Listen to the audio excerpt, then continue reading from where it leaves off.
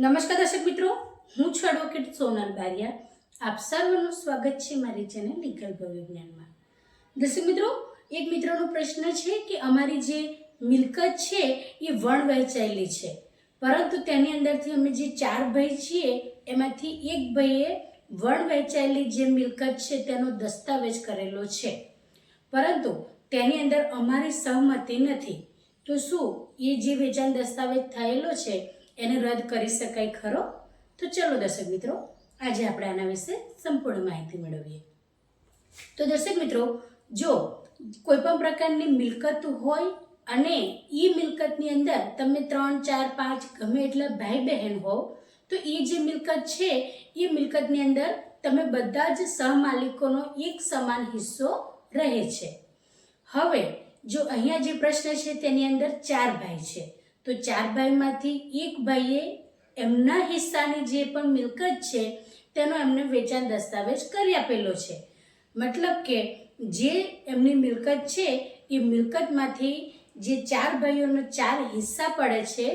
તેમાંથી એમનો પોતાનો હિસ્સો તેમને વેચી દીધેલ છે. તો અહીંયા પ્રશ્ન એ છે કે બાકીના જે 3 ભાઈ છે તેમને મંજૂરી નથી. તો દર્શક મિત્રો,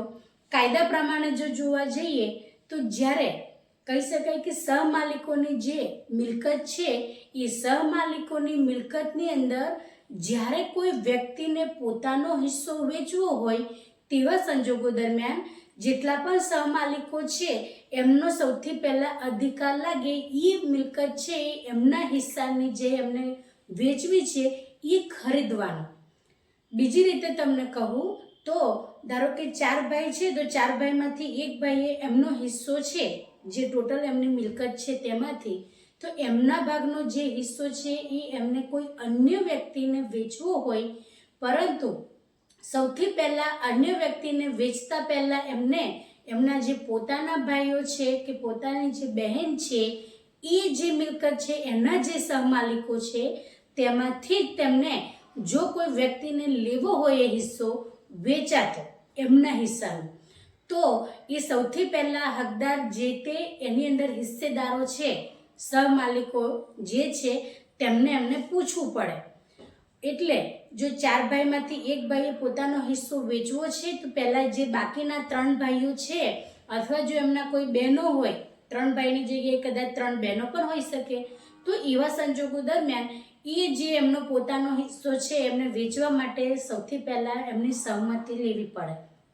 સહમતિ શાની? તો કે હું જે મારા ભાગનો હિસ્સો છે હું કોઈ ત્રાહિત વ્યક્તિને વેચવા માંગુ છું, પરંતુ તેની જગ્યાએ જે પણ 3 જે હિસ્સેદારો છે જે એમના ભાઈ કે બહેન હોય એ લોકોને જો એ હિસ્સો ખરીદવો હોય, એ 3માંથી એકે અથવા 3 એક સાથે મળીને કોઈ પણ રીતે ખરીદી શકે છે. સહિયારી મિલકત છે એટલે એમને એ રીતના એમને હક છે કે એ ખરીદી શકે. તો આવા સંજોગો દરમિયાન જો એ એમના સગા ભાઈઓ જે ખરીદવા ઈચ્છતા હોય તો ત્રાહિત વ્યક્તિને ખરીદી શકાય નહીં,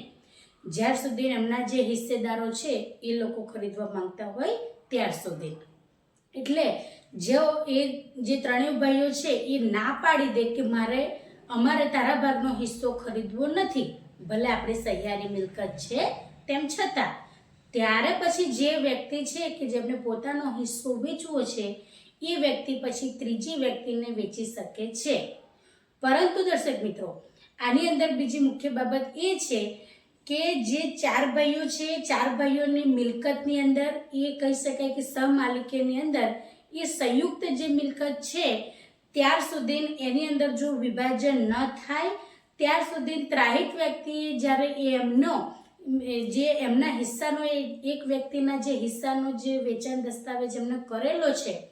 તે પ્રમાણે તે વ્યક્તિ એ મિલકતની અંદર દાખલ થઈ શકે નહીં. માત્ર તેમને દસ્તાવેજ ઉપર લખાણ મળી જાય, પરંતુ કબજો એમને મેળવવો હોય જે તે મિલકતનો એમના હિસ્સા પૂરતી,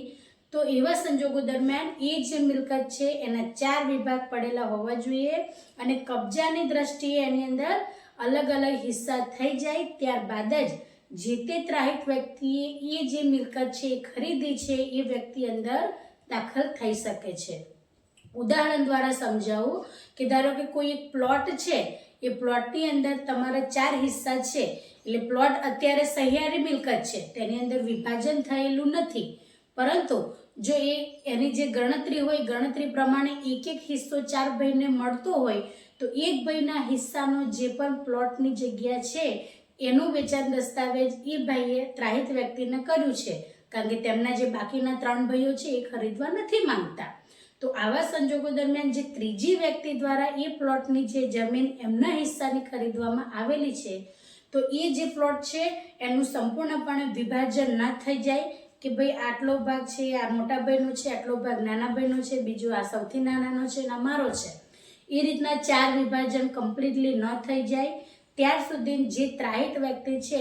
એ પ્લોટની અંદર પગ મૂકી શકે નહીં. ભલે એમની પાસે લીગલ રાઇટ્સ છે કે એમને ખરીદી છે, પરંતુ જ્યાર સુધી સહિયારી મિલકતના જે તે વ્યક્તિએ ખરીદેલી હોય અને જે તે ભાઈઓ બહેનો હોય અને એમની વચ્ચે જે કહી શકાય કે વિભાજન એ મિલકતનું ના થયું હોય ત્યાર સુધી તેવી વ્યક્તિ એની અંદર દાખલ થઈ શકે નહીં. હવે અહીંયા જે પ્રશ્ન છે એની અંદર એ પણ બાબત છે કે જે ભાઈએ અલગથી ખરીદી છે જે મિલકત છે એનો જે પોતાનો હિસ્સો છે જે ભાઈનો એમને વેચેલી છે, પરંતુ અહીંયા આગળ બીજા 3 ભાઈઓની સહમતિ નથી. તો જો સહમતિ ન હોય તો જે વેચાણ દસ્તાવેજ જે દિવસે થયો છે એ દિવસથી આગલા 1 વર્ષની અંદર એ વેચાણ દસ્તાવેજને રદ કરી શકાય છે. પરંતુ એવું નહીં ચાલે કે જે તમે 4 ભાઈ છો તેની અંદરથી એક ભાઈએ પોતાનો હિસ્સો વેચી દીધેલો છે તો એને તમે વાંધો લઈ શકો, પણ જો તમારે એ ખરીદવો હોય તો તમે વાંધો લઈ શકો છો કે અમારી આ જે મિલકત છે એની અંદર અમે જે 3 સહમાલિકો છે બાકીના એમને અમારે મંજૂરી નથી કે જે અન્ય વ્યક્તિને વેચવામાં આવેલું છે. એટલે જો તમારે 3 ભાઈઓને મળીને ખરીદવી હોય અથવા 3 ભાઈઓમાંથી કોઈ એકે ખરીદવું હોય એ એમના જે તમારા જે બીજા ભાઈએ જે જમીન વેચી છે કે જે મિલકત વેચી છે એનો હિસ્સામાંથી, તો તમે એ 1 વર્ષની અંદર જે વેચાણ દસ્તાવેજ થઈ ગયો છે એને રદ કરાવવા માટે અરજી કરી શકો છો અને એવું જણાવી પણ શકો છો કે અમારી મંજૂરી એટલા માટે નથી કે આ જે મિલકત છે એ અમારી સહિયારી છે અને અમારે તેની અંદર અમારે જ ખરીદવી છે, જેથી કરીને અમારે ત્રાહિત વ્યક્તિને અમારી મિલકતની અંદર નથી આવવા દેવા. એટલે આ તમારી પાસે એક સચોટ કહી શકાય કે એક તમારી પાસે પ્રશ્ન છે જ કે તમારે શા માટે એનો વાંધો ઉઠાવવો છે. પરંતુ દર્શક મિત્રો, જો જે વ્યક્તિએ કહી શકાય કે ત્રાહિત વ્યક્તિને વેચી છે એમની જે મિલકતનો એમનો ભાગનો જે હિસ્સો એ તમે 3 ભાઈઓ થઈને પણ ખરીદવા ના ઈચ્છો અને એ ભાઈને તમે બીજાને કોઈને વેચવા પણ ના દો તો એ પછી તમારી ઉપર લીગલી કાનૂની કાર્યવાહી થઈ શકે છે. એટલા માટે તમારે ખરીદવી હોય તો તમે વેચાણ દસ્તાવેજને કેન્સલ કરાવી શકો છો. અથવા કોઈ ત્રાહિત વ્યક્તિએ જો તમારી જે ભાઈની જે મિલકત છે એનો જે એક એમનો પોતાનો હિસ્સો એ ખરીદી લીધો છે અને એ મિલકતના કોઈ પણ પ્રકારના ભાગલા નથી થયા, વિભાજન નથી થયું, એમને ફક્ત ને ફક્ત તમારા જે ભાઈ દ્વારા વેચવામાં આવેલો જેટલો હિસ્સો છે એટલા જ હિસ્સા પૂરતું જો એમનો કબજો મેળવવાનો હોય, પરંતુ તમારી સહિયારી મિલકતની અંદર કોઈ પણ પ્રકારનું વિભાજન ન થયું હોય જેના કારણે જે ત્રાહિત વ્યક્તિ છે એ સંપૂર્ણ મિલકત પર જો એ કબજો જમાવવા જાય તો આવા સંજોગો દરમિયાન તમે એ જે વ્યક્તિ છે એની ઉપર પણ તમે લીગલ કાનૂની કાર્યવાહી કરી શકો, કારણ કે એ જે વ્યક્તિ છે એને પોતાના જે તમારા ભાઈ દ્વારા વેચવામાં આવેલો એમનો જે હિસ્સો છે એટલા પૂરતો જ એમને કબજો મળવા પાત્ર રહે છે. એટલે આ રીતના જો તમને એવું લાગે કે તમારી સહમતિ નથી અને તમારે ખરીદી છે તો એવા સંજોગો દરમિયાન તમે એ જે વેચાણ દસ્તાવેજ છે એને 1 વર્ષની અંદર તમે એની જે વાંધા અરજી છે એ કરી શકો છો. તો દર્શક મિત્રો, આ જ રીતના ઇન્ફોર્મેટિવ વિડીયો હું મારા ચેનલના માધ્યમથી તમારી સમક્ષ રજૂ કરતી રહું છું. જો તમને વિડીયો સારો લાગ્યો હોય તો તેને લાઈક કરજો, શેર કરજો અને ચેનલને સબસ્ક્રાઈબ કરજો. જય હિન્દ.